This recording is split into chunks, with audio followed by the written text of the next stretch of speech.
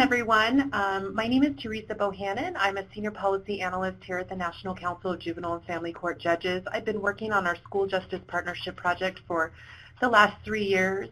And as this project is coming to the end, we've been listening to a lot of voices in the field. And one of the things that people really expressed to us was this desire to learn more about what trauma-informed or trauma-responsive classrooms look like. And so, as some of you may know, we recently released a technical assistance bulletin, which you can actually find. There is a box above the chat box that states files, and in there you can download 3 files. One is the webinar, the presentation, in addition to the actual technical assistance bulletin and a resource guide.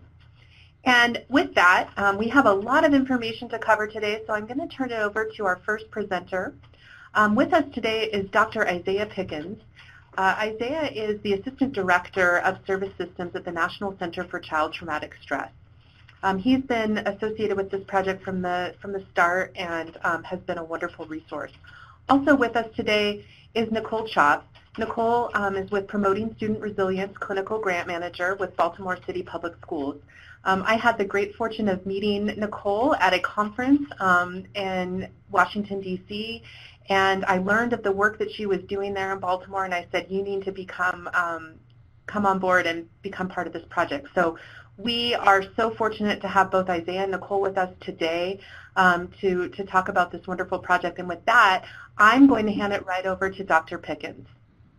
Thanks so much, Teresa, and I am really excited to be here with everyone today.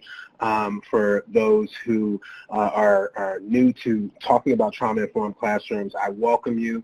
And those who have done this for a while, I'm excited to do something that's a little bit more advanced, to really talk about some of the specifics.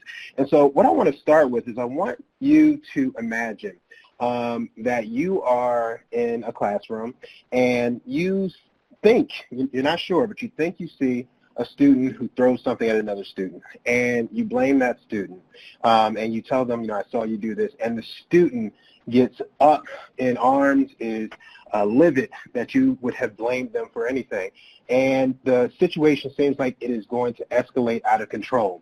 And then you fast forward 10, 15, 20 minutes later, and the student is sitting down in their seat doing what they need to do.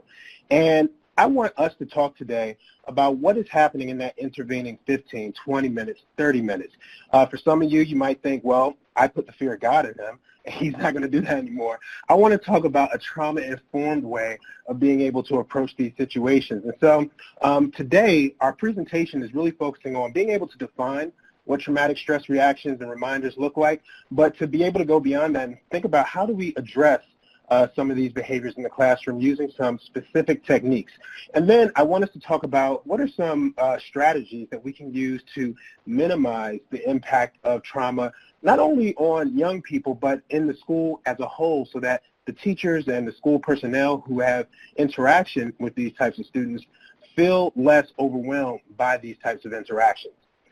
So with that being said, let's talk a bit about how we understand safety. Now, when we talk about being and feeling safe, we're generally talking about 2 things. We're talking about our physical safety, which is we don't want to have any weapons around us. We don't want to have anything that can potentially harm us in physical ways, but we also are generally talking about psychological or emotional safety. And when we talk about psychological and emotional safety, this is a really important concept because it's the understanding that you feel safe within oneself.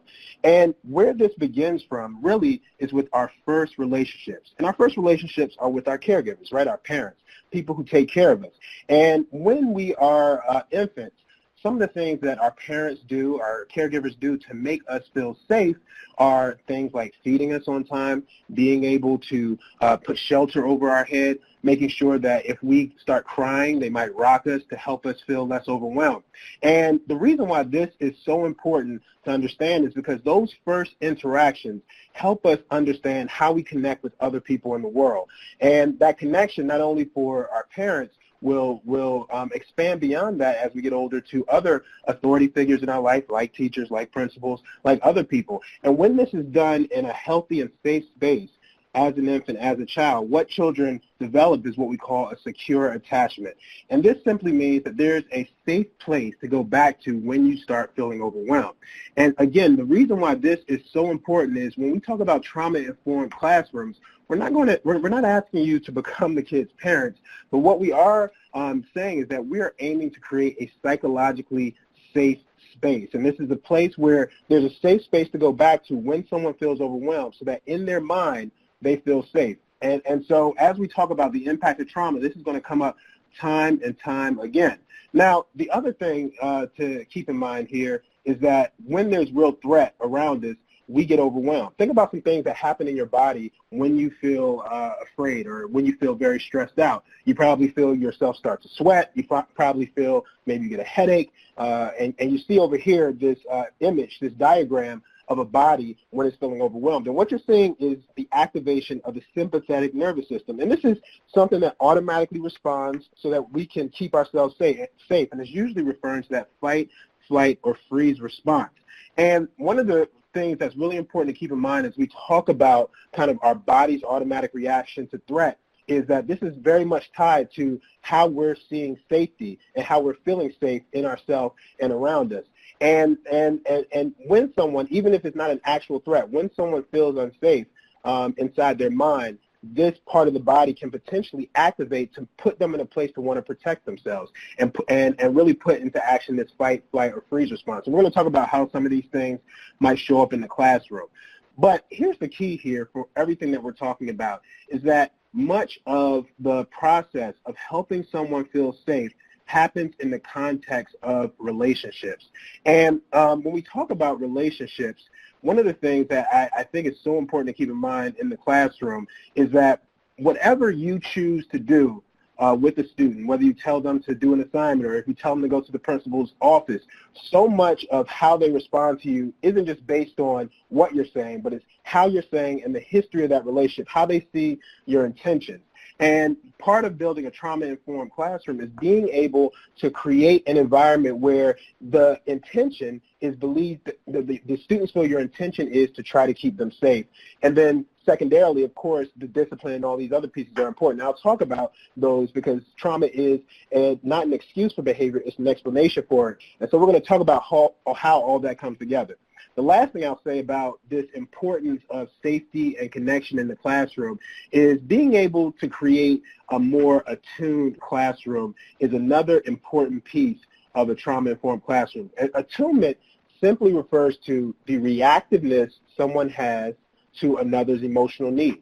So be clear about the distinction I'm making here. I'm not saying you agree with how someone is reacting in a situation or you have to kind of side with them. What I am saying is that you have to be able to understand at least or attempt to understand where they're coming from. We find that this attunement plays such a pivotal role in young children as they're growing up and becoming closer with their family and their parents, but particularly in the classroom, higher levels of attunement in terms of teachers being able to show that they understand kind of where students' needs are and creating an environment where students can do that with one another goes a long way in creating a safe classroom. And we're going to talk about some of the things you can do to increase levels of attunement and psychological safety in the classroom. And so if you ever get lost in terms of what am I trying to do in terms of a trauma-informed classroom, your goal is always to communicate, I'm attempting to make this place psychologically safe and I want to increase attunement.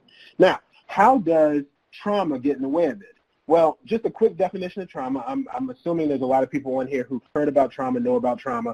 But trauma is any event that makes a person feel like their life or the life of someone that they love is threatened or serious bodily injury will come to them. And so with this being said, the key here is that what trauma can do sometimes is it can distort the way people see the world because they might have been in a really dangerous situation at one point, but now because of situations that remind them of that situation because they've experienced a trigger or reminder, they might be taken back to that place when they're actually objectively safe, but their mind still believes that they are in danger, and so they will respond in a way to protect themselves. And so this can be a big part of undermining a person's psychological safety as well as that sense of attunement that they have with others. And the key here is that they are really trying to learn the best way to protect themselves in these different types of situations. One last thing I want to say about trauma is that while trauma can be very detrimental, it also can build resilience, and we'll talk about some of the resilience factors in individuals. And in addition to that, the cumulative impact of trauma can sometimes have an even more detrimental impact on students because they might be in a chronically unsafe environment. And part of our attunement is being able to recognize that and sometimes acknowledging the fact that they may need to show up differently in our classroom than they need to show up in their community because they need to keep themselves safe in their community. And so that's a really important piece to keep in mind here. All right. So that was really talking about individual trauma, and that's something that's tremendously important. But I want to expand our discussion of trauma a bit, particularly for people who work with marginalized communities. And so, it can be ethnic minority communities, LGBTQ communities that have experienced some type of marginalization by society. And so what we understand is that, and we're gaining a greater understanding, is that there's a multi-generational impact of trauma that can really impact kids across generations. And so there's two types of trauma that we generally talk about when we look at multi-generational trauma. One is historical trauma, and this is this cumulative emotional and psychological wounding that results from a group traumatic experience, and it can be transmitted across generations. And so this is things like slavery in the African American community. You can talk about genocide of Native American peoples. You can talk about Japanese internment. You can also talk about the Holocaust. All of these events, they do a couple of things. One thing that it does is it gives that community a sense of what their public narrative is or their identity as it relates to mainstream society. And so if there is an identity that they get, they are really socializing and training their kids to be aware of this identity. So they might give their kids messages such as, we are a strong people and we don't back down. But they also might give their kids messages of, don't trust this people. So when a kid when a kid isn't talking to the school counselor, part of the message that might be playing in their head is that if I talk to this counselor, they're going to break up my family. And those messages generate from a history that was really steeped in some of these experiences, such as discrimination or slavery and all these different things that have created a narrative for this group of people over time. So it's important to keep that in mind in terms of understanding and increasing your level of attunement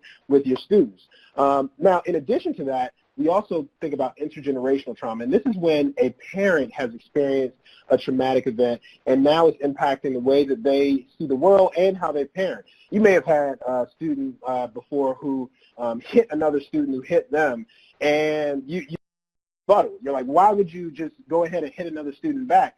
And they may respond, or you may learn later on that their parents said, you better not come back to my house and that other kid beat you up without you fighting back. Well, part of that may be the parent in their own right has experienced their traumatic event, and that's the best way that they've learned how to survive, and now they're passing this on to their kids. And so being able to be aware of the context in which trauma is experienced is so important. And the final thing I'll say about this, and this relates back to what I said earlier, is that sometimes these cumulative traumatic experiences can create situations where kids are still in unsafe situations, and so they need to almost switch when they get into school.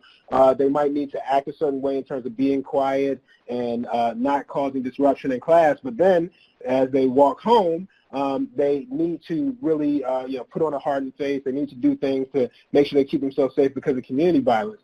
And then in addition to that, the last thing I'll say about intergenerational trauma is that there are things called secondary adversities. So these aren't necessarily the traumas themselves, but this is what happens as a result of the trauma. So let's say, for instance, there's domestic violence in the household. And because of that, the mother just really isn't doing she isn't able to really parent the way she should. So the oldest sibling now has to take the kids to school, has to make them breakfast, has to also make sure that the partner of the mother isn't coming into the house because the mother is having a hard time keeping them away. And so these are all not necessarily traumas in themselves, but they're secondary adversities that build up the amount of stress that these kids deal with. And so it's really important to keep that in mind. Now, let's talk about a trauma-informed school. As Teresa mentioned, I am with the National Child Traumatic Stress Network. For those who aren't aware of it, it's a national network that does work in any child-serving institution. And so we created a definition that really relates to any system that a kid is involved in, but we're going to talk about how this is related to schools. And I'll just briefly go through this so you know what is involved with the trauma-informed school. So a trauma-informed child and family service system, you can put school in that place, is one in which all parties involved recognize and respond to the impact of traumatic stress on those who have contact with the system, including children, caregivers, and service providers. Programs and agencies within such a system infuse and sustain trauma awareness, knowledge, and skills into their organizational cultures, practices, and policies. So I'm going to just stop briefly right there. So a couple of things that you have to keep in mind in a trauma-informed school and classroom is that you have systems to identify when someone has experienced trauma. And this isn't just kids. This is also understanding when teachers have potentially experienced secondary traumatic stress, which is when you're exposed to kids who've shown these traumatic stress reactions, you're able to, it can impact you. And so schools being aware of that goes a long way. And then also being able to respond, get the necessary services around the individual. And this might not just be clinical services. This can be community services. This can be support around that person, and just in the fact that you're recognizing this is happening. And then finally, they act in collaboration with all those who are involved with the child using the best available science to maximize physical and psychological safety, facilitate the recovery of the child and family, and support their ability to thrive.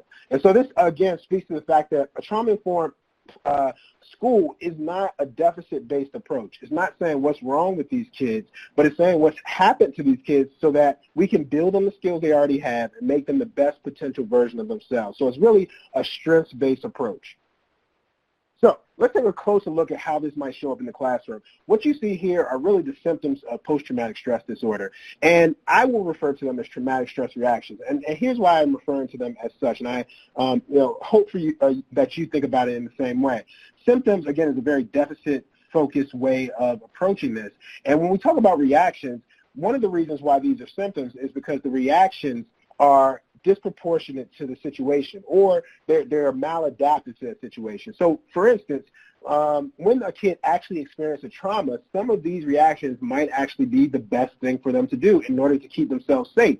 The problem is they keep showing this even when there's no threat, no actual threat around. They just might not feel psychologically safe, and so they'll do this. So I'll start from the bottom with the hyper or hypo arousal to give you an example of that. In the classroom, you might see kids who are constantly scanning the room, and it doesn't seem like they're focused on class. We call this hypervigilance. They are in a heightened arousal state. So this is the kid who might, like in my beginning story, just jump out at you as soon as you blame them for something. And they're very aggressive because, again, in their community and in maybe traumatic situations, when they were able to flare up and get big like this, it protected them. But the problem is you're not truly a threat to them in that same way, but they're reading that situation, so that reaction is maladaptive.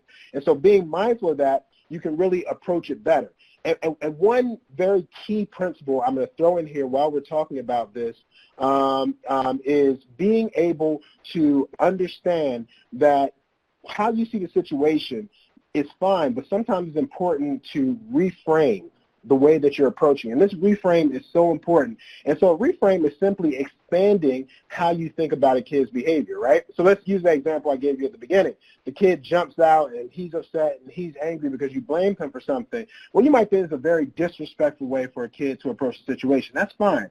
The trauma-informed approach isn't necessarily telling you to completely do away with that, but the reframe is telling you, how can we expand the way that we're seeing this behavior in a positive light? And so the expansion of how you see this behavior might say, wow, this kid really cares about their reputation, or because maybe they think that you're blaming them for something that they did to a friend. Maybe loyalty is something that's really important to them. They are so passionate about this that they're willing to fight me on this. And now that I know that, well, my whole approach will shift as opposed to just thinking this kid is disrespectful and me taking it personally when it really isn't as much personal about me and it's more so about this kid being triggered in a certain way and feeling the need to protect themselves in this way. And so now I can rethink how I'm approaching them in this situation to deal with that better. And so I'll talk about ways to do that in a second.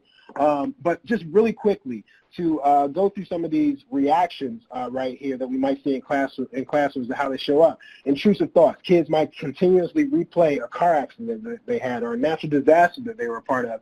And so they have difficulties focusing in class, and they might seem very distracted for assignments. The same can go for re-experiencing. This one is really important. Treating others similar to the perpetrator of traumatic experiences. For whatever reason, you may remind the kid of their of a trauma that's happened to them. I've had this experience when I was working. I worked at detention centers, schools, hospitals, a lot of different settings. I was working at a detention center one time, and there was this young girl, about 14 years old, very tall, and I had never met her before. And I walked out to the yard, and she said, "What the F are you doing here?" And, you know, the natural part of you says, who are you talking to?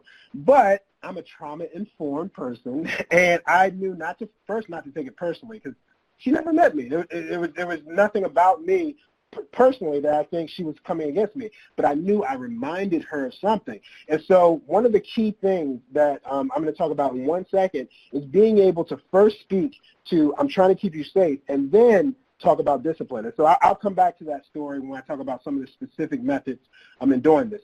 The other piece, avoidance. People might, kids might show up late to class. They might be truant. And this may reflect their reminders in the class. You say, you know, they have a friend who was killed or who's in the hospital for some reason, and that kid sat beside them in class. Well, now all of a sudden they're showing up late, tardy. Your initial impression might say, wow, this kid's going to go down the same road as his friend. He's not going to do any of this, but maybe it's just too hard for him to be in the classroom. And then this last one, these last couple right here, negative thoughts and feelings. You might see kids who seem like they don't want to do their work. They get so overwhelmed by getting an F on an assignment. And this really can be some of the internalization of some of these traumatic experiences, right? A young girl says, well, if I didn't wear that, then my uncle wouldn't have molested me. And now they just think, you know, I guess I'm the kind of person who deserves that type of thing. And so getting A on an assignment becomes much less important when you think that that's something that you deserve. So being aware of these invisible, we call it and I'll leave it to Nicole to talk about some of these things, some of these invisible things that really can impact kids in some way and how they see the world. So with that being said, I'm going to briefly go through some very specific things that you can do to really address things in the classroom in a trauma-informed way.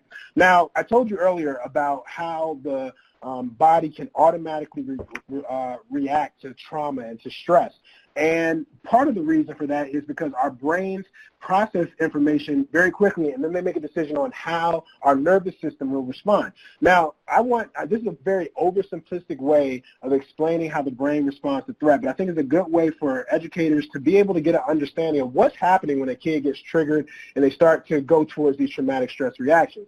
Well, we will divide the brain into two parts. We'll call it the survival mode brain, the survival brain, and the learning thinking or the thinking learning brain. You can call it whichever you choose. Now, this survival mode brain, for many of you probably have heard about this, this involves how we process threat, how we process fear, and it's really our emotional part of the brain called the limbic system. And there's one part in particular called the amygdala that is responsible for processing threat and also for how aggressive we are. And one thing we know about the brain, whatever it does on a regular basis, it gets good at. So if a kid is experiencing trauma or adverse childhood experiences early in life on a constant basis, their brain can get really good at detecting threat. But the problem happens is they can start to get so good at it that it detects it even when it's not there. And that's not being good at it, but it's really being overly sensitive to potential threats. And so it can activate this survival mode way of responding without someone even being aware of it. And this also limits the amount of information that is going to this thinking learning brain. And this is where our frontal lobes and prefrontal cortex is. And this is responsible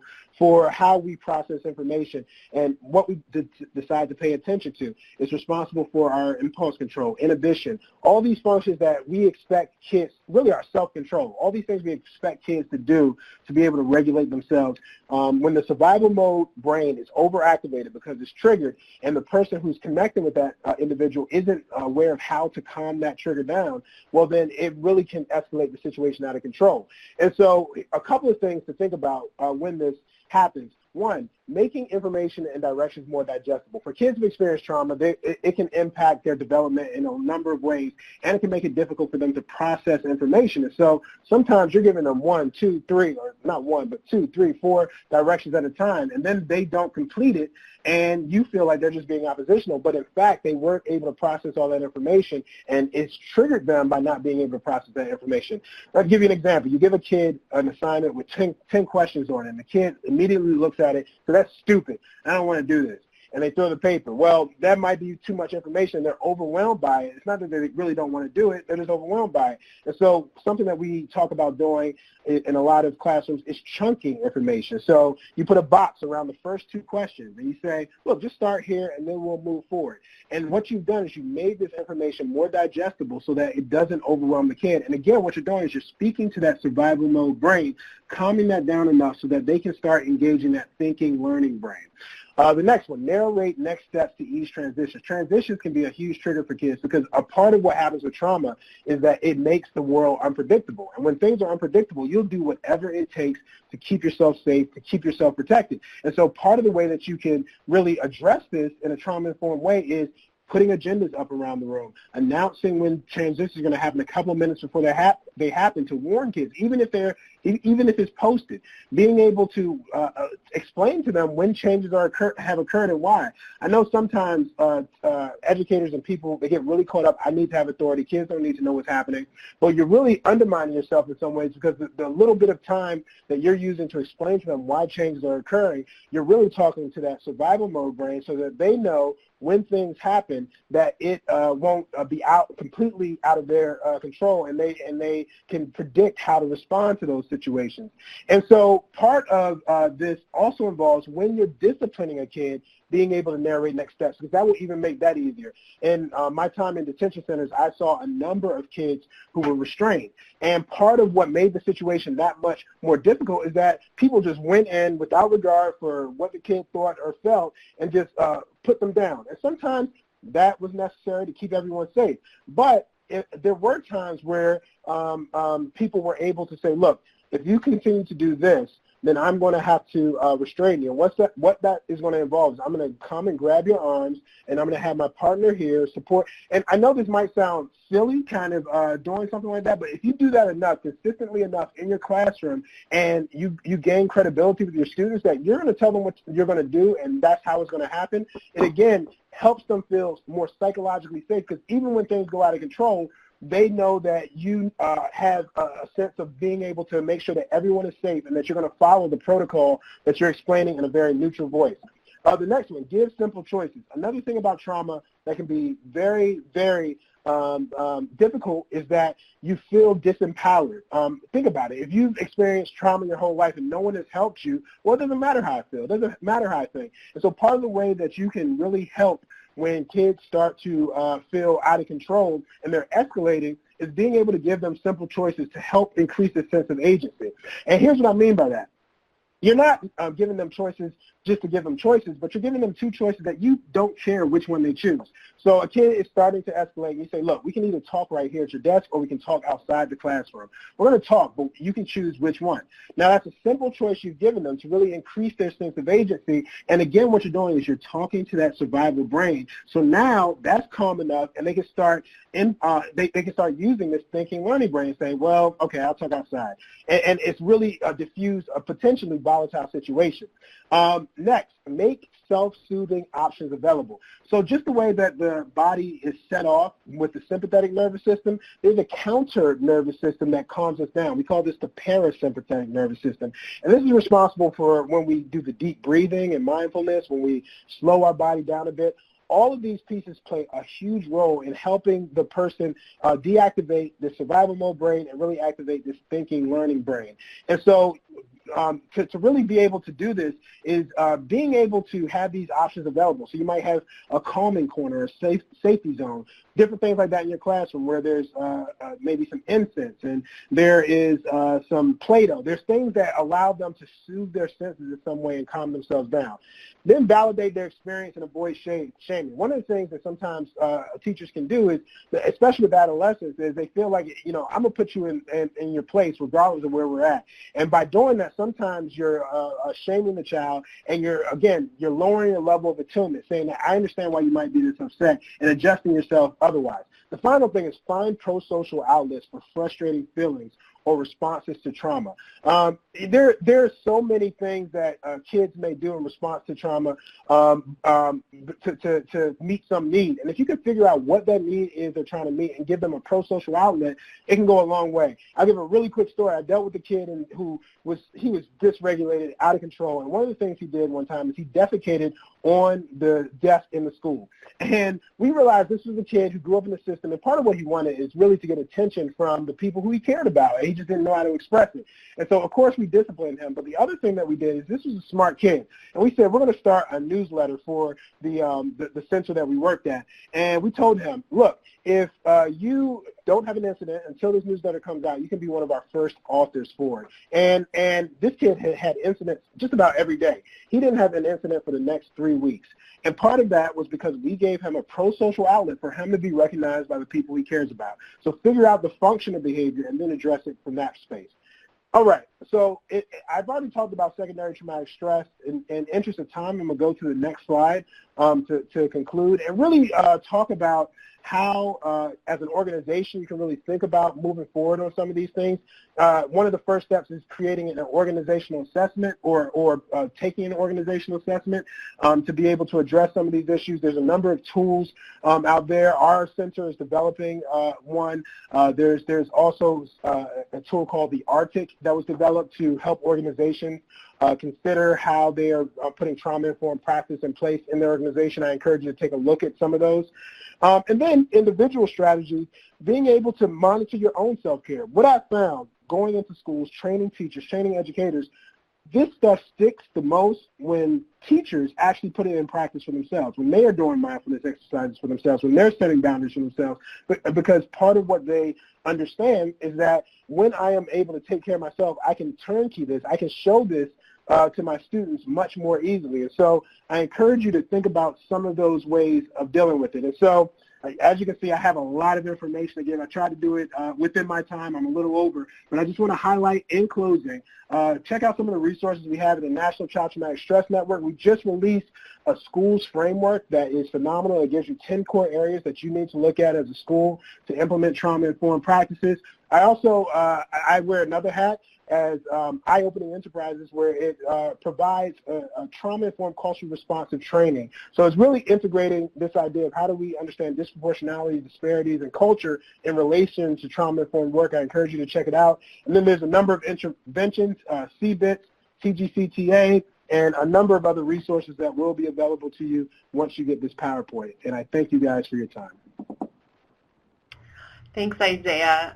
That was a lot of information, and we appreciate your time here. There have been a few questions, and since this has come up quite a bit in the chat, we just want to address that you can download the presentation right now.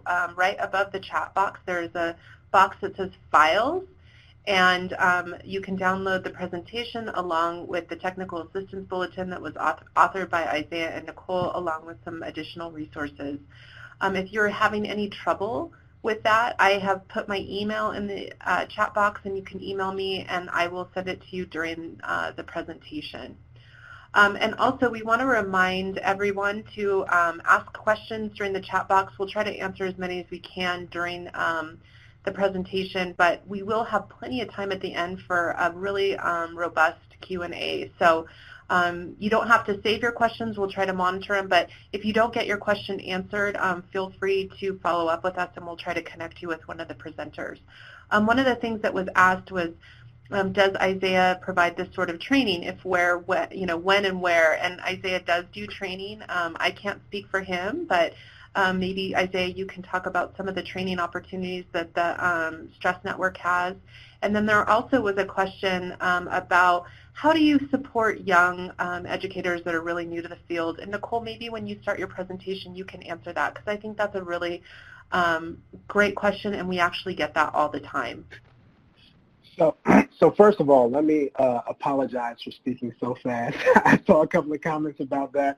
I was trying to get you a lot of information in a short period of time, but I do provide these trainings actually in a much slower format so that people can take in all the information. You can actually email me and at Pickens, and I'll type it in the chat box, at ipickens@mednet.ucla.edu. I've actually developed a training specifically for teachers implementing trauma-informed practices combined with culturally responsive practices in the classroom. Me and my team have developed something and done it in a number of spaces around the country, so feel free to contact me about that. Thank you, Isaiah, for making yourself so available. And I have heard Isaiah's trainings many times, and I'll warn everyone that he'll tell the defecating story several times. So it's a good one. It's a good one. I got to. Yeah. Okay. Well, with that, I'm going to turn the presentation over to Nicole Tschopp. Nicole is going to guide us through the real practical applications of becoming trauma-informed, and I think this is going to be some really rich information. So with that, Nicole, thank you so much. Go ahead and get started. Hi, everyone. Good afternoon. I guess I'll start with that quick question about young educators and something that we do here at City Schools. All of our new teachers that come into Baltimore City Public Schools over the summer has a week-long institute. So whether you're a new teacher, new to the field, or new to City School, you're welcome to attend. And we actually have about a day-long training of trauma-informed and trauma-responsive practices. So I could be willing, to share some of the resources, some of the trainings, the PowerPoints that we've used. And the teachers are actually broken down by their grade band or their student populations, like if they're working with students with English as their second language. So I can share some of those resources. So Dr. Pickens provided information on the impact of traumatic stress reaction on how children feel, behave, think, and connect to others in the world. So I want you to imagine this invisible backpack that students come into the classroom with. And this backpack holds beliefs about themselves, about adults who care for them, and the world around them. And remember that experiences are shaping these beliefs in this backpack. So what kind of beliefs do you think students possibly have who've experienced these traumatic stress reactions? And how does this impact the learning process and relationships with others? So if you look at the beliefs about the self, students could possibly be thinking they have, poor self-esteem, poor self-worth. They might believe that if they've experienced abuse, that they deserved it, or maybe they even caused the abuse. And a lot of times we hear students aren't very future-oriented. We've asked a lot of our students, especially our high school, middle school students, future-oriented questions that we just normally do, like when you go to college or when you graduate. And so frequently we get, I just hope to be alive by 18. What about beliefs about adults who care for them? Experiences may have taught them that the adults aren't safe. And like Dr. Pickens said, adults don't instantly equal respect to some of our students. And about the world, they may have learned that the world's not a safe place and their survival systems hijack their thinking and responding with that sole purpose of surviving. So we want to repack the invisible backpack, and we're going to talk about 4 areas in which we like to provide strategies for the classroom through connection, protection, respect, and redirection. So I often hear people ask, well, how will I know if a kid's experienced trauma? The fact is you might never know. So fortunately, the trauma-responsive practices that we implement are a good fit for all students, regardless of their trauma histories, resilience levels, and mental health needs. A stable, nurturing environment sets the stage for learning and can mitigate the impact of negative events experienced by the students. So we use 4 essentials of trauma response practices, and we're going to go through strategies for each of connection, protection, respect, and redirection. So strategies that promote these healthy relationships, promote safety and trustworthiness, engaging in choice and collaboration, and encouraging skill building and competence are beneficial for all your students. It's good for the culture and climate in all classrooms. And we're going to use these to think about how we can repack the invisible backpack to promote resilience and healing. So the first essential of trauma responsive practice is connection. And we heard Dr. Pickens talking a lot about attunement and the importance of connection. So our strategy is relationship building rituals, and the purpose of this is to build and maintain healthy and supportive relationships. The first strategy we'll talk about is TUMS. TUMS stands for using touch, the student's name, making eye contact, and staying present as a way to purposely build relationships. So some examples of safe and appropriate touch could be handshakes, clapping games, secret handshakes, fist or elbow bumps, side hugs. Keep in mind that some students won't be comfortable with a handshake or even a high five, and that should be respected. So students could be presented with options that include touch and non-touch. Dabs are big now, air high fives, and that promotes the same relationship connecting as it does with touch. So we want to show a quick video. This is Barry White Jr. at Ashley Park Elementary School in Charlotte, North Carolina. And I want you to look to see how he's integrated TUMS to greet his students every morning. And everyone, make sure to turn up your speakers because we will be showing a video on your computer.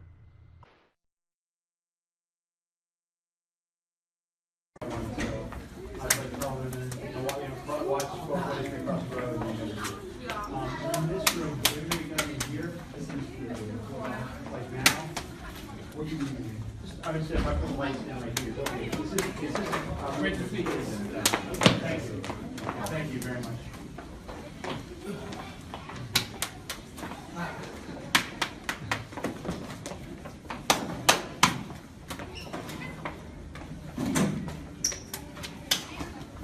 You ready, Chef? I don't know if you're ready. You ready? All right, what you got?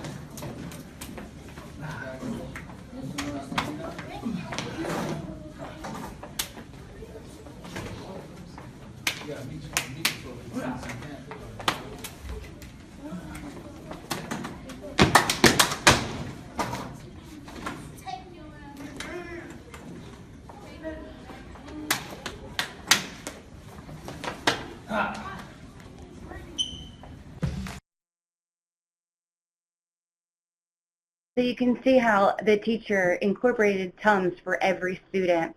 And you can see the students anticipating their personalized, individualized handshake that they created with the teacher and how that sets the climate for that classroom. I don't know if you've noticed the kids in the background when they go into the classroom, they're sitting down and they're engaging, and you can see they're smiling, that sense of community and connection.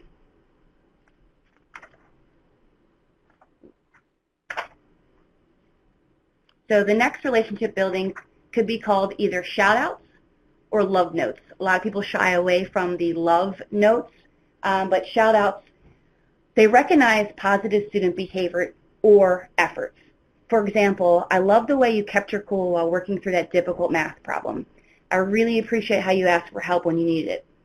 Some school staff don't like to use love notes, so you can name it the shout-outs. You can use the shout-out boards, or you can actually, when you're walking around the classroom, you can stick a sticky on someone's desk that says, I love the way that whatever the effort that they're engaging in. You can also use drawings. Drawings on sticky we've used that you can draw a little picture and put it on if students like that. So you might have to modify for some kids who have trouble with reading or writing, so the drawing picture would suit that need. And you can use ink stamps or stickers, any way that you recognize the student's positive behavior or the effort. So the lessons learned, I'm going to go through a couple lessons learned from each of the strategies. So I touched on it briefly, so don't assume that all students are open and receptive to touch. So if you're doing a morning or classroom greeting, such as handshakes, give the option to use not touch, to not use touch. And I think that's what the teacher, Barry White, did, because some kids just decided to dab. And so recognizing students for positive behavior and efforts sometimes are difficult for those students who are getting into trouble every week. So how can you find something that they're engaging in, like effort or maintaining or trying or starting work, and how can you celebrate that? The next strategy is protection and using calm down corners in the classroom like Dr. Pickens touched on. And this is to promote emotionally and physically safe environments. So children who have experienced a toxic stress, pervasive trauma, have a lot of things have done to them or experience events, and they experience loss of control or chaos, which you see in a lot of emotional and behavioral dysregulation. So developing an area in your classroom where students can go to calm down, recenter, or chill out, and the purpose is to primarily help diffuse situations before they escalate into chaos. And a lot of times these students have a lot of hard time saying, I feel angry because. They tend to act out their feelings. So the calm down corners are individualized to students and can include things like headphones and music, coloring or drawing activities, and also cue cards would be like their script individualized to the student that they can use. It could be something like, I go to the calm down corner, I take 3 box breaths, I visualize my safe space, I use my glitter jar for 3 minutes, I come back to my class. So what's calming for one student might not be so calming to another one, so you have to explore and figure out what's helpful for the student. And the next slide, we actually have a calm down corner that we use in one of our high school libraries that's really effective for our kids. You know, high school is a whole nother level of stress too. We're thinking about college, more demands, and a lot of our kids do extracurricular activities, so a lot of stress in getting their work done so they can play football. So this, in this example, we have aromatherapy, relaxation through the massage, which is the chair, and on the ground you can put your feet on there, and it also has guided relaxation activities. So the next is a feelings check-in, again, to that emotional and physical safety. We use feelings check-in with students to give them practice in identifying feeling states and pairing them with experiences. For example, if a student comes in angry, they might not be able to say, I'm angry this morning because I woke up late, had to get my little brother to school, and didn't eat breakfast. So this practice promotes self-awareness and problem solving, and also increasing that relationship building between staff and students. And the top left is an example of an elementary program for our students with educational disability, emotional disabilities. It's a citywide program. So we had a classroom that started this every morning, and they could check how they were feeling. And so maybe this would be linked to a calm down corner. I need to take 5 minutes in my calm down corner. So staff we can either be thermometers or thermostats. They will merely reflect the climate around them, or they'll set it. So a thermometer reflects the temperature, or of the child, the feelings, which fluctuates and moves from hot to cold and back. So a thermostat, we talk about, sets its temperature in advance and adjusts based on the temperature by supporting the student in accessing coping skills to change that temperature. So we talk to our teachers about being the student's thermostat, and checking in with their feelings, ongoing everyday practice, sets that ritual and builds their emotional literacy, for them to be able to identify why they're feeling what they're feeling and what they need and how to use coping skills. And so Dr. Pickens talked about, the attunement, and being the thermostat is helping build that attunement and that psychological and physical safety. So lessons learned, you definitely want to teach kids how to use calm down corners before they need them. You can't put them in a calm down corner if they don't know what that is, and if they don't know what coping skills they use effectively. You can't teach a kid who is in crisis how to breathe. It just doesn't go over well. So those are things that you want to teach them before they need them. And maybe just 5 minutes of practice every day. When I have strong feelings, this is what I can do.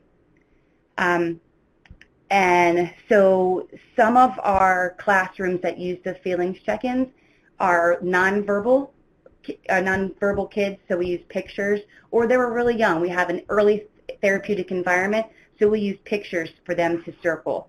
One classroom used clothespins, so they would just pin it to how they were feeling, and then just verbally talk about what was going on.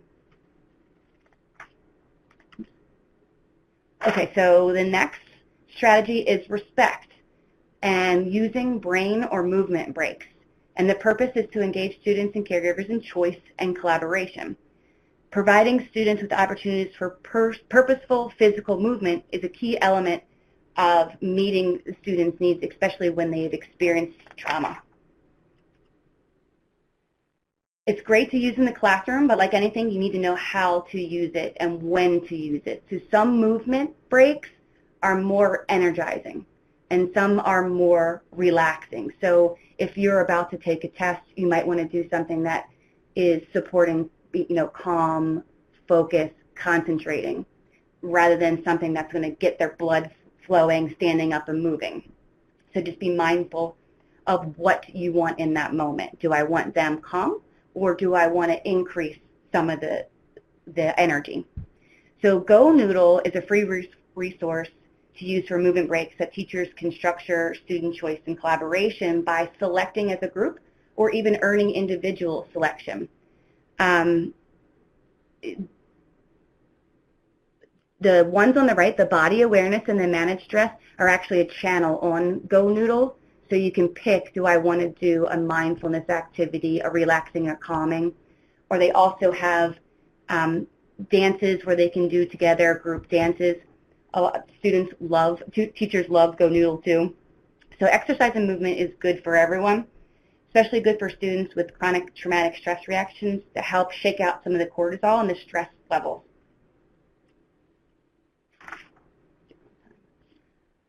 Restorative practice circles.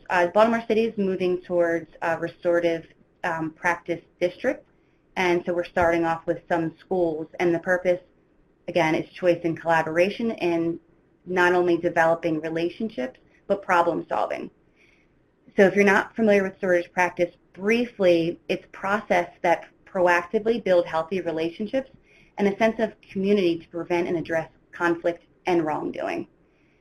The focus is to improve relationships between students, because students and educators, and even between educators, because a lot of times the educators are modeling behaviors for students. It represents a mindset that helps guide adults and youth behavior and relationships management in schools. It's not just a program. So we will look at circles. So circle process is a type of restorative practice that can be used proactively, and this is to develop relationships and community, or reactively to respond to wrongdoing, conflicts, and problems. Circles are used to form a class and school community, and you can use flexible seating with this as well. And they facilitate a feeling of connection within the group. So you can have a sample topic that you use for the circles, such as, if you were a superhero, what superpowers would you choose and why? Name 2 things or people who always make you laugh. And if there's a problem that arises, you can have a topic related to whatever that problem is. If something went missing out of the classroom, or if there was a problem between a couple of students, that can be integrated as that proactive sense of problem solving in that community. And it really focuses on forming that community. There's sometimes when things happen that restorative practices isn't a good fit for, or if a student is has some mental health concerns, if this wouldn't be a good fit. So just learning more if you want to implement this, when would this not be a good fit? And bullying situations too, if there's like a unequal power relationship, this wouldn't be a good fit to use either. Okay, so the last trauma essential practice is redirection, and I'm going to talk about mindful moments, and this is focusing on encouraging skill building and confidence. So you see redirection, and this might prompt you to think of punishment, but we're using it differently. So we're using it to look at redirection for skill building. And mindfulness introduces a practice that teaches students how to pay attention in a particular way, so on purpose and in the present moment and non-judgmentally. So I really like this quote, and I use it frequently to look at student behavior. So if a child doesn't know how to read, we teach. If a child doesn't know how to swim, we teach. If a child doesn't know how to multiply, we teach. If a child doesn't know how to drive, we teach. If a child doesn't know how to behave, we teach or we punish. So as we know with students with extensive trauma histories, they're frequently operating out of that survival state and are constantly on high alert. And they don't get a lot of practice with the prefrontal cortex when they're in that survival. They react, not respond. This is a picture of one of our kids in Robert Coleman, who they do a mindful moment not only every day, but they've stopped suspending and using a mindful reflection room to deal with behavior and consequences. So they really have stopped suspending, not because that's the policy, because they haven't really needed to. One of the quotes that resonated to me to figure out where mindfulness lies with trauma-informed care is by Viktor Frankl, who was a Holocaust survivor. He said, in between stimulus and response, there's a space. In that space lies our freedom to choose our response. And in our response lies our freedom and growth. To me, mindfulness practice strengthens the calming, rational prefrontal cortex and reduces that reactivity in the amygdala. So it strengthens that connection between the prefrontal cortex and the amygdala, so kids learn how to respond, not how to react. They insert that moment where they're consciously making an effort to respond, and that takes practice over time. And so mindful moments can be started with just 5 seconds a day and moved up to 30 seconds a day. And it's a twofold benefit for clinicians or student-led or teachers who are leading the mindful moments because they feel the stress reduction as well. So Teresa, this is the video here, so we might have to go back. So this is a group of our kiddos at Robert Coleman doing the mindful moments and talking about how it makes them feel. Okay, Nicole, we'll play that. And just everybody go ahead and turn up your speakers. Thank you. Inhaling deep. Exhaling out. Inhaling deep. I just start to feel really happy because I got that meditation. Inhaling up.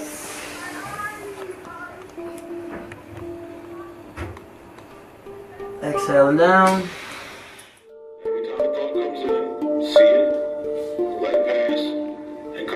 The students having an opportunity to meditate. It deals with them looking inside of themselves, taking that energy that's negative and refocusing it to something that's very positive. Something does distract you, come back to the breath. Inhale nice and deep. Exhale and lift your head up. So rather than get suspended or sent to the principal's office for a referral, they're sent to us where we can help them self-regulate themselves. I knew suspension was not a good thing. Sending the children back home to some of the neighborhoods that they have to travel in, you know, it just didn't sit right with me. And that's how the room came about.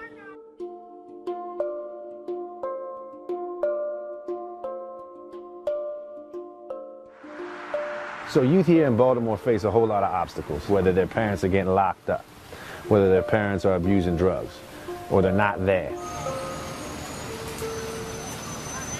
And when you're ever in a heightened scenario, whether it's anger, stress, frustration, your heart rate increases. And so if you're able to use your breath to slow everything down, you're not as impulsive, you're not as reactionary, and you're able to respond to whatever scenario happens to present itself. Sometimes when I'm really angry at a person, I do the stress breath, and it calms you down in your situation in life.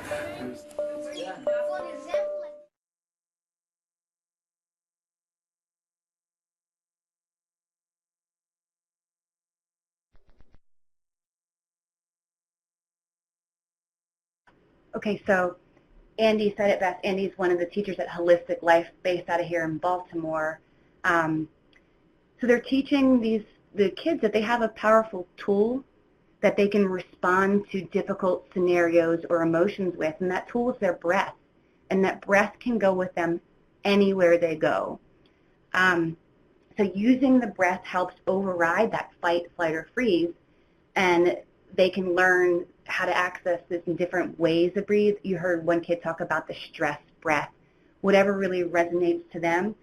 And Holistic Life hires a lot of our city school students who've graduated from high school, and they actually come back and teach with Holistic Life in the classrooms, in the mindful moments rooms. So some of our schools, like Patterson High School, they have a mindful moment room, and they do a mindful moment every day in the morning. So lessons learned for mindfulness, the emphasis is really it's on a practice, right? You can't say, well, I tried that mindfulness one time, it didn't work. It's really a practice over time. It's not just an activity. It truly needs to incorporate into the practice to reap the benefits. Some people are uncomfortable with mindfulness, and they think mindfulness equals meditation, and that's religious, when mindfulness is really secular. So you might have that challenge, but just to kind of be mindful of how you define mindfulness. And also, like the calm down corners, you really want to teach these mindful skills before the students need them. So I also have a PDF of lots of resources that I put together for you with like Holistic Life, Mindful Schools. So I thank you for that part. Thank you, Nicole. Would you like us to go back to the other video, not the restorative circles? Yeah, the oak part? Yes. Sure. Okay, we'll go ahead and show that video. And then as we're getting that prepped up and ready, some people have been asking about the videos, if we can make those available. Nicole, I'm not sure on the ownership or if there's YouTube links. So I can type in the YouTube link now for all three of them. Okay, great. And then as we kind of finish out this video, folks, go ahead and type in any questions that you have for the presenters, because we have almost a half an hour for Q&A. And with that, go ahead and turn up your speakers and we'll play our last video. So I'm doing a positive Oak Park project, and you're one of the students I selected, and I wanted to let you know that you inspire me to be a better teacher, and you make me want to come to school every day. And I think you're awesome, so keep up the good work. Thank you.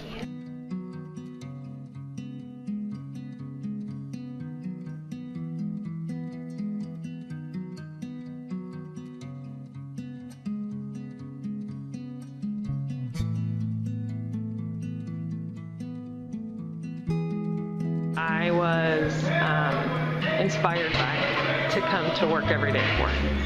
And it is you, because of your work ethic and your incredible drive to continually be successful every single day.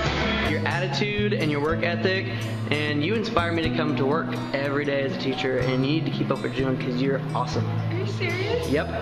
Thank you. Yep. Inspires me to come to work every day, and you are that student. So my project is that I'm supposed to pick a student in our school that inspires me to come to work every day.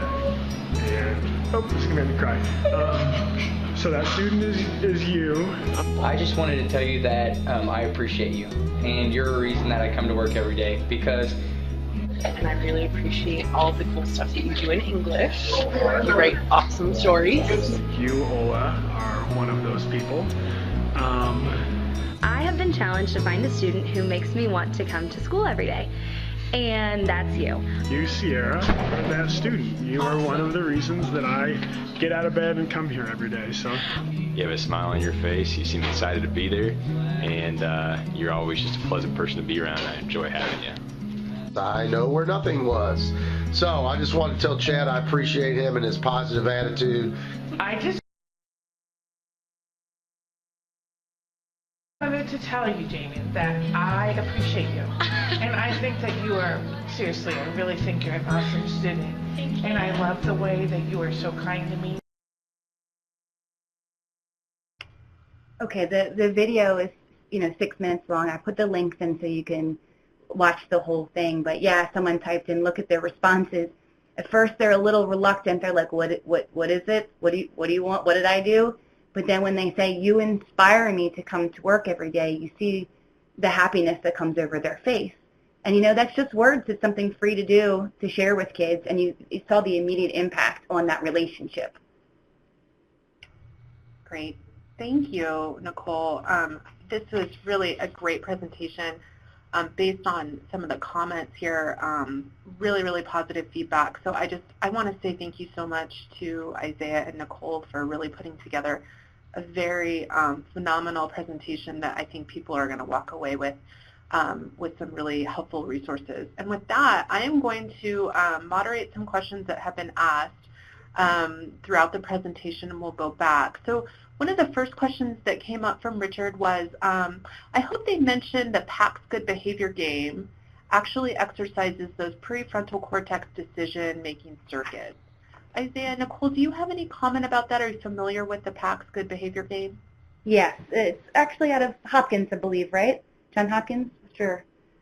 Not far from us. And we use it across the district. We have a behavior intervention team that goes out. We call it like a SWAT team when there's a student or a group of students having some significant problems, which typically happens by the second week of September. We go out and we observe and we look at what could we do, and that is the good behavior game is one of the things that we do implement. Teacher willing, of course, but does show it's a good strategy to help kids make good decisions and reward for those good decisions and then those efforts. Great, thank you. Yeah. Oh, go ahead, Isaiah. One thing I would just add to that as a bigger picture piece is, you know, part of all the programs that we're doing in terms of trauma-informed work, and I saw some conversation about how does this overlap with SEL, social emotional learning, and even some behavior management like PBIS. One of the things we're really trying to shift with these approaches is to look for behavior that, you know, we want to reinforce. And so when there's such a deficit base of looking for behavior that's wrong, you're going to find that behavior. But as you train a workforce to better understand how to look for behavior that you want to see and then teach on top of those strengths, you're really creating a safer feeling environment, and then you're also giving kids the tools they need to manage difficult situations in the future, kind of like Nicole said with that slide that said, we teach to swim, we teach to do all these things, why don't we teach to behave? And implementing something like this for all, that social emotional learning piece, you know, we assume that kids come in with the same, you know, playing field of social emotional competencies, and they do not, you know, and it's not really fair to think that all these kids come in the same level. So if we start using those, you know, good behavior games, things like that to teach that social emotional, then we start to see the same, you know, skill building across the class. And I think that social emotional learning piece is really important to highlight. I was recently at a conference that was the whole purpose of the conference is to build these kind of inclusive classrooms, and a lot of people are very steeped in social emotional learning. And when I brought up trauma-informed classrooms, I got a lot of blank stares. And I thought it was very interesting because I thought, oh, these people must know everything there is to know about trauma. But they didn't, and they kind of looked at me like, how would you incorporate that? What would you do? And we actually got that question as sort of how do these two concepts overlap and maybe how they can complement each other. That's actually something that we're really working toward in the National Child Traumatic Stress Network. In fact, we're looking at a resource that would show kind of the overlap of the overall principles of trauma-informed work and social-emotional learning work. But I think the best way to think about it is it being a continuum of helping kids to better self-regulate and build healthy relationships, as well as thinking about how it facilitates healing for kids who've experienced extreme stress or trauma in their lives. And so one of the things that we know that happens and that we spoke about when kids experience trauma is really this dysregulation because of how their brain is processing situations around them. And what we know SEL does is it really builds the muscle of executive functioning, that prefrontal cortex, to help kids better understand, you know, this is another option for me to deal with situations when I become overwhelmed. And the way that I think really integrates with a trauma-informed approach is that you are also aware that there might be situations in the child's life that are outside of their control, that are impacting their behavior in the classroom, and you're really looking to have resources available, whether it's in the school, people who are trained and specifically working with kids who've experienced trauma, or building partnerships within the communities, because I think another important piece of a trauma-informed approach is not being completely insular and only thinking about kind of what resources you have within the school, but thinking outside of that. And the last thing I would say that is kind of involved with both of these to a degree is being culturally responsive. And this is something I brought up. I saw one of the comments from someone who said they should note that in the video with the teacher who's giving all the handshakes, the black teacher with black students. And I think that these things are important to keep in mind in terms of how our identity, whether it's our gender, whether it's our race, how they influence the relationship so that we can show up authentically. And I think both SEL and trauma-informed practices should be informed by these culturally responsive practices as well. Nicole, did you want to add anything to that? In city schools, we're going to be partnering with CASEL, and I've had a lot of questions. CASEL is out of Chicago, the Coalition for Social, Emotional, and Academic Learning, that stands for. And so I've had a lot of questions from principals like, well, we're doing this thing. How does that fit in with trauma-informed? And they're very much so aligned with each other. And especially for our young students, to help teach them these social, emotional regulation practices early on, it's only going to lead to better academic success. So I'm really excited to how we can universally start to implement the social, emotional learning with our little kids. Yeah, and somebody just made this point. Historically, we highlight the importance of IQ over emotional IQ. Studies show that emotional intelligence has the ability to take you further in life than IQ alone. And the more that I understand social emotional learning, I couldn't agree more. I mean, I think especially when you think about kids that come from, certain types of backgrounds or homes, they may not be getting that support at home. And so I think that if the school can supplement that in any way and value it as part of their education and not be so focused on the academics and performance, although we also understand that the pressure that schools are under, so it is sort of a balancing act. But I think that there are a lot of places that are coming on board and understanding that if you put some additional resources into this emotional learning, that you can actually also help that academic performance. So another question that we got from Jackie is that we are guest speakers in classrooms, and so her question was how to apply these principles to spaces that don't practice trauma-informed ideas. That's great. I can go ahead. Okay, I can start, Nicole. So, I think that this is something that's really important because part of going into any of these situations is how are you aligning what you see as a trauma-informed practice with the actual school's mission and what they're looking to achieve. And one of the things that we're working on as the National Child Traumatic Stress Network in the coming years is a breakthrough series collaborative that focuses on how do we help increase time in classroom through trauma-informed practices. So again, a big issue for a lot of schools is how much time can we keep kids in class, how much can we reduce kind of disciplinary action that sends them out of class. And so I think that's one of the first things you want to consider in terms of how your trauma-informed approach is aligning with that. The other thing I think is really important to consider is how a trauma-informed approach actually can bolster, can boost the morale of your teachers themselves. Because the trauma-informed approach, as I mentioned very briefly, isn't just about the kids. It's also about recognizing the educators and the school personnel who might be experiencing secondary traumatic stress, compassion fatigue, and all these other things that are related to teacher attrition, that when you're able to help them better understand self-care for themselves and create an environment of general self-care in the school, you're really able to recharge your teachers to be able to do the work that they need to do. Nicole, if you'd like to add anything. I was confused on the question.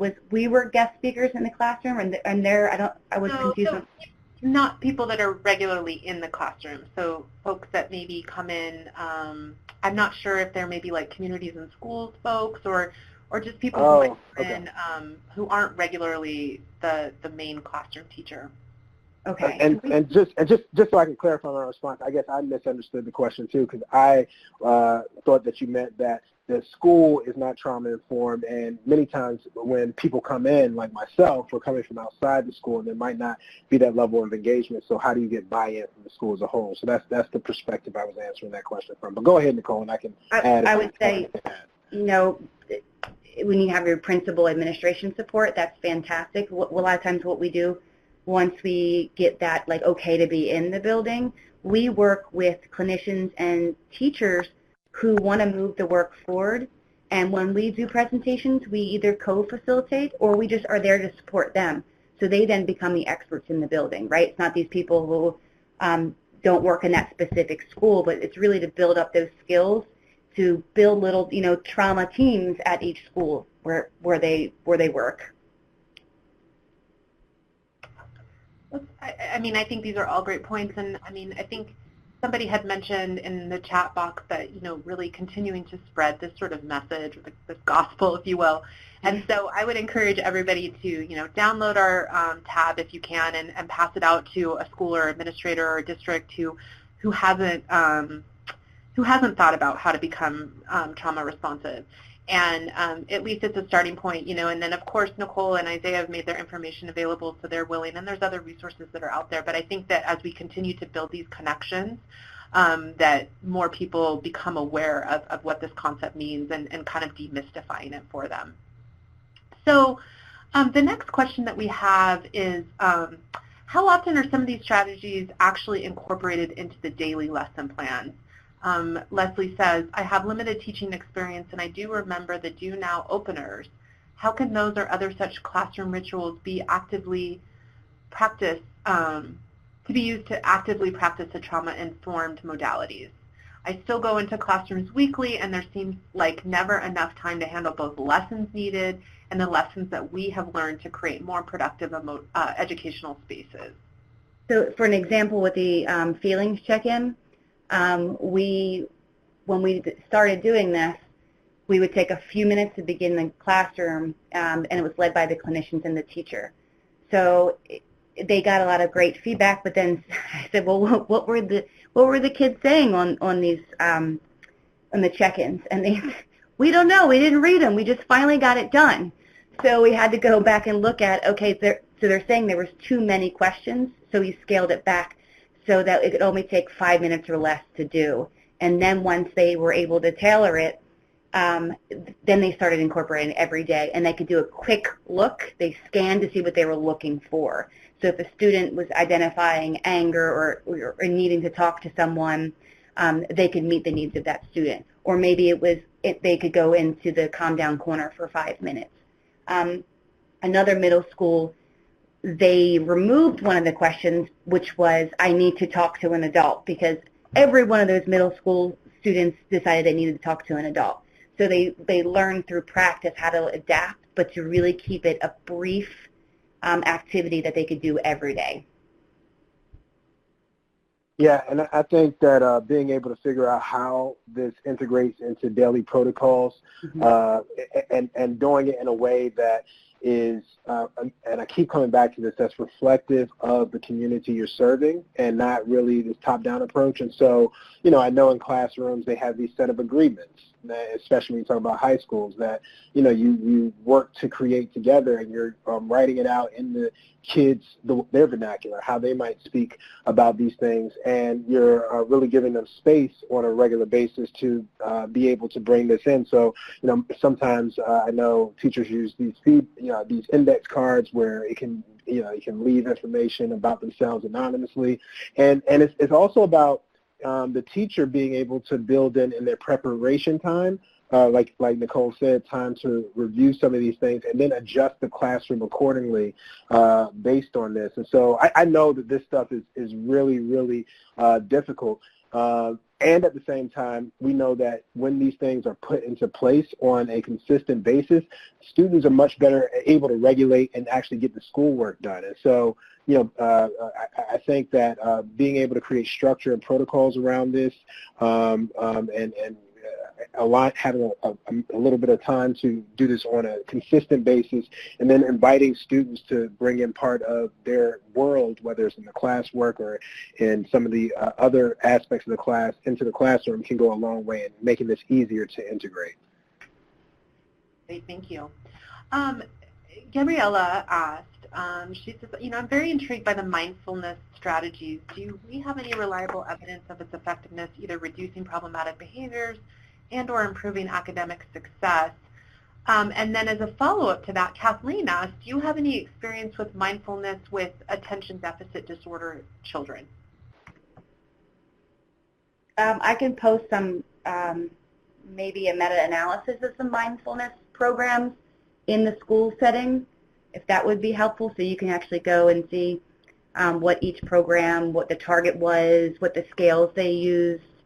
I know our Holistic Life program have used a curriculum that was, randomized control, and it was evaluated by Hopkins and Penn State and looking at attention and concentration. So I don't know anything off the top of my head with attention deficit. I don't know, Dr. Pickens, if you do. Yeah, so in terms of the specifics around kind of mindfulness in the school setting, I don't have the specific overall information. I know there's been programs that have introduced mindfulness-based stress reduction, which is a program in classrooms that's shown reduction in behavior problems. But overall, I think the field has shown that, mindfulness in the school does reduce the amount of behavior problems and the ability for students to regulate. And as it relates to ADHD, I would have to look into the specifics of how it has impacted students. I know that part of when we talk about ADHD is having kind of a difficulty, of course, concentrating for those who have the hyperactivity component, and this is a part of kind of the frontal lobe function. And so mindfulness can be a tool that supports it, but I can't speak to the specific amount of reduction in distractibility and these other pieces, but we do know that it does support overall better regulation for ADHD and non-ADHD kids. But again, I can go like Nicole and see if there's any meta-analyses on this and provide that as a follow-up resource. I can list one for feasibility and preliminary outcomes of a school-based mindfulness intervention for an urban youth. I have a few that I can post the links to. Thank you, guys. And it's been asked a few times, but it's worth noting again that this webinar has been recorded. We will make it available 2 to 3 weeks after, once we get everything finalized, and we'll email it out to all the registered participants. And then also we have a national resource center, the School Justice Partnership.org, so please visit that website. We have that along with some other great webinars that we've had in the past. We just had a webinar last week about parent engagement. That one will be up soon. We also have 4 of our recent technical assistance bulletins, including this one on trauma-informed classrooms. So moving on to, we have time for a few more questions. Andrea asked, what are good ways to get a teacher to understand the piece about relationships and how they can build relationships with students that don't have a relationship with or struggle with student behavior? One of the successful tools I've used is a TED Talk. Rita Pearson, I don't know if anyone's seen that, but she really just does a great job of looking at the importance of relationship building as an educator and what you can do with it and what you can't do without it. I can find that and list that too, but just like Dr. Pickens talked about, the importance of connection, she really hits it home. Yeah, and that actually is a video I use when I do my training because it's excellent. One of the things that I mentioned earlier is the reframe piece. I think that this is so important because part of the understanding the shift in relationships starts from rethinking how we see kids and how we see ourselves. And so for that realignment and understanding the importance, it's partially expanding how we see the kid into a bit of a more positive frame. And, with the program the training I provide we use something called the RAVE approach, and it stands for reframing, and you reframe the behavior that you see from the kid, like I mentioned earlier, a kid who's exploding, and you see it as, oh, they really are defending themselves, as well as maybe they're not doing it in the right way. You affirm, where you are affirming the healthy parts of their identity. Like, it's great that you're fighting for yourself. This might not be the best way, but it's great that you're doing that. You validate the experience. You know, I know it can be upsetting that you are experiencing this right now, even though I don't approve of the way that you're doing it. And then you empower them. You empower them with some kind of choice in terms of how do they deal with this in a healthier way. And if you really kind of train teachers on how to engage kids in a pretty simple way, but it expands how they deal with it, you find over time that they start seeing the kids from another perspective. The last thing I'll say is it's a great resource by Chris Emden. He is a professor at Columbia. It's called For White Folks Who Teach in the Hood and the Rest of Y'all. And it's not exactly what it sounds. He's using Langston Hughes' way of discussing it, but he talks about how do we get into and understand the students and who they are and understand the importance of their identity and what they're bringing to the table, and how do we integrate that into the classroom. And that, I think, goes a long way in building those relationships. And I also, someone wrote conscious discipline, and I think that goes along with what you're saying, Dr. Pickens, about just looking at what are your triggers and from your experiences and how that translates into the classroom. So conscious discipline, they just came up with an online training too, but it's typically you purchase a packet and you can do training at your school site. It's Becky Bailey is a clinical psychologist, and conscious discipline is her packaged training material. Thanks for those resources. And we've had a lot of people asking about training, and are there train-the-trainer opportunities? Are there conferences on that? I've seen that people have kind of noted some of that. I want to let everyone know that we do make sure to send all the comments from the chat box. So if there's anything that hasn't been answered, please feel free to reach out to me, and I'll do my very, very best to get you as many resources as possible. We do have one last final question that I think is really important to address, because as a person who loves policy but also hates it at the same time, I think that policy has a lot to do with this. And so we have a couple of the same questions. So Alicia's comment was, at the district we have trained most of our staff on most levels. At trainings, people are receptive to the information and have a lot of aha moments. However, we are now looking at next steps, such as more trainings or consultations, changes in policy, staff that are on board with the training, but we often find that implementation is harder at the moment. So that was one question. And then somebody else asked how this information can be used to support policy changes at local and government levels.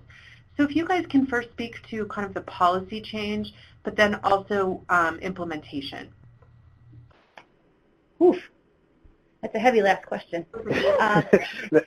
Go ahead, Nicole. You can go, and then I'll go. I think something that would be helpful to follow along with is, the Compton schools and the lawsuit that started in California that is really asking for the schools to be trauma-informed care, and that to be integrated into the curriculum. So it's looking at these, traumatic stress response interfere with education, and just like anything else, schools need to address that. So that would be something interesting to follow as policy. So locally, Baltimore City, we had the opportunity to write a grant and receive the Promoting Student Resilience grant, and we're hoping to implement some things as policy level change within our city. Will I see that in my lifetime? I'm not sure, but. Yeah, so I think we are all mindful of the fact that we are in a transition. I think policy-wise, there is, of course, the Every Student Succeeds Act, which we're not sure exactly how that will play out in the next couple of years, but there are plenty of opportunities within that to be able to integrate trauma-informed social-emotional learning. And I think by building in systems that have evaluation components and being able to track the impact of these things goes a long way. And so that's one of the, I think, key things I would recommend as people are considering trauma-informed practices is from the outset, thinking about how are you going to evaluate the effectiveness of it, because the better you can track that, the more of an argument you have for increased funding, continued funding, and, buy-in from people in the community. And so I mentioned, of course, some organizational assessments, but, being able to partner with your local universities because I know there's a lot of people who are interested in assessing and piloting projects related to trauma-informed work and seeing those outcomes. So that's one piece, and I think that's related to both the policy and the implementation.